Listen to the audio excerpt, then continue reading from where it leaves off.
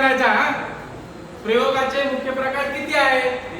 3. बर बाबूल सांगा बरं कोणकोणते आहेत? उभे राहा.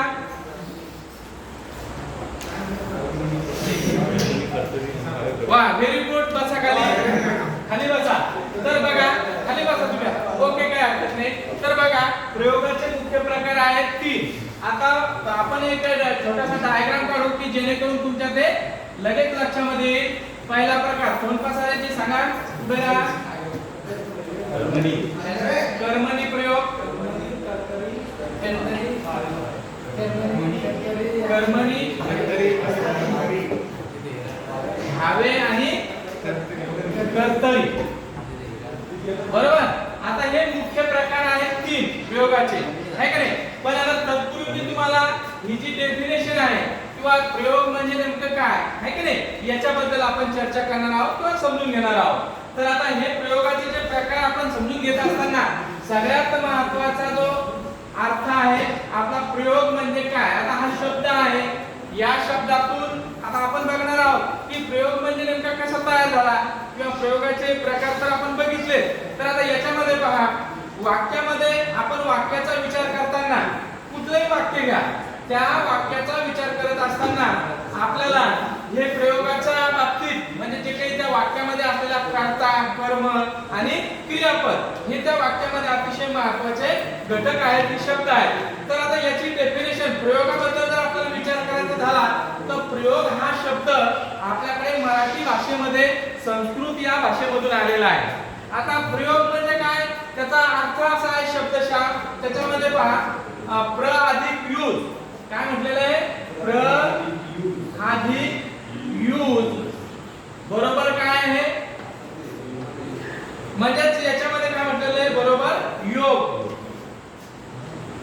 योग असा हा शब्द आहे आणि म्हणून याच्यापासून हा शब्द तयार झालेला आहे प्रयोग. आता मला सांगा तुम्हाला याच्या संदर्भामध्ये काही प्रयोगाची डेफिनेशन अशी तयार होते की वाक्यातील म्हणजे जे काही वाक्य आहे त्या वाक्यातील कर्ता कर्म आणि क्रियापद वाक्यातील कर्ता कर्म आणि क्रियापद यांच्या परस्पर संबंधाला प्रयोग असे म्हणतात. ही झाली प्रयोगाची व्याख्या म्हणजे डेफिनेशन. आणि म्हणून मित्रांनो याच्यामध्ये आपल्याला अतिशय महत्त्वाचं जर काही उदाहरण जर बघायचे झाले तर आपण याच्यामध्ये समजून घेऊ. जसं की आताच मी तुम्हाला सांगितलं होतं पहिलं वाक्य आहे आपलं रामा आंबा खातो. आता हे वाक्य आपण आता बघितलं. आता रामा या वाक्यामध्ये मी सांगितलं तुम्हाला की सरळ सरळ या वाक्यात हा काय आलेला आहे इथं हा धातू आहे. मी तुम्हाला आता बोललो हा काय आहे धातू आहे आणि म्हणून रामा आंबा खातो आपण असं हे वाक्य घेतलं. मग हा यामध्ये हा धातू आहे तर त्याला नारा म्हणजे कोण खाणारा नारा हा काय लागलेला आहे या वाक्यामध्ये प्रत्यय लागलेला आहे. बरोबर प्रत्यय लागलेला आहे आणि म्हणून या वाक्यामध्ये रामा आता आपण जो काही हे वाक्य बघितलं तुम्हाला मी प्रश्न विचारला तर आपल्याला याचं उत्तर काय मिळालेलं आहे की रामा आंबा खातो. म्हणून या वाक्यामध्ये रामा हा कोण आहे कर्ता आहे. आणि जसं मी तुम्हाला सांगितलं की या वाक्यामध्ये कर्ता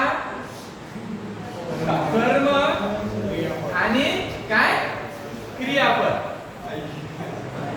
हे महत्त्वाचे या प्रयोगामध्ये असलेले आलेले हे शब्द आहेत किंवा हे वाक्यामध्ये आलेले अतिशय महत्त्वाचे घटक आहेत. म्हणून आपल्याला या वाक्यामध्ये जसं मी सांगितलं रामा हा या वाक्यातील कोण आहे कर्ता आहे आणि आंबा खातो खाला हा धातू आहे आणि याला प्रत्यय कोणता लागला नारा. म्हणून या वाक्यामध्ये आपल्याला हे बघायला मिळतं. त्याच्यानंतर जसं दुसरं उदाहरण जर झालं तर विद्यार्थी प्रामाणिक आहे. मी असं सांगितलं तुम्हाला विद्यार्थी कसे आहेत प्रामाणिक आहे. हे आपण दुसरं उदाहरण बघू शकतो याच्यामध्ये. पण तुमच्या लक्षामध्ये असं येईल की जसं या वाक्यात आहे विद्यार्थी हे प्रामाणिक आहे हे शेवटी वाक्यामध्ये या आहे हे काय आहे क्रियापद आहे त्या वाक्यातलं. आता यामध्ये काय म्हटलं पहा अस हा त्या वाक्यामधला काय आहे धातू आहे अस. आणि मग या धातूपासून असणारा कोण तर असा हा प्रश्न इथं काय होतो आपल्याला उपस्थित होतो.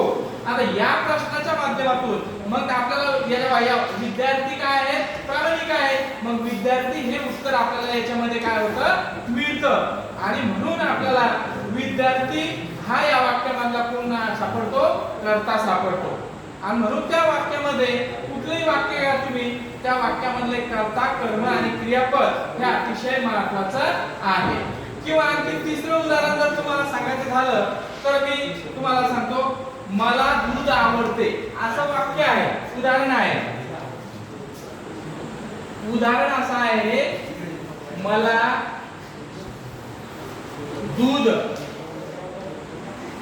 आवडते. तुम्हाला आवडते का? बघा आता हे वाक्य आहे की असं वाक्य आहे की मला दूध आवडते.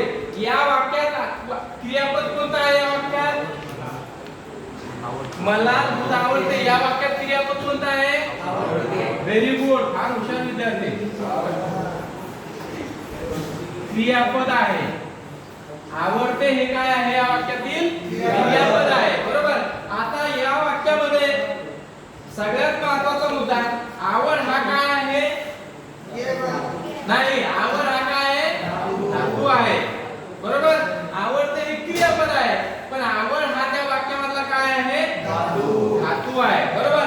आता मला सांगा, आवडणारा कोण असा प्रश्न विचारल्यावर आवडणारे कोण आहे या वाक्यातले? Very good. आपल्याला आवडणारे वाक्यामध्ये आहे दूध.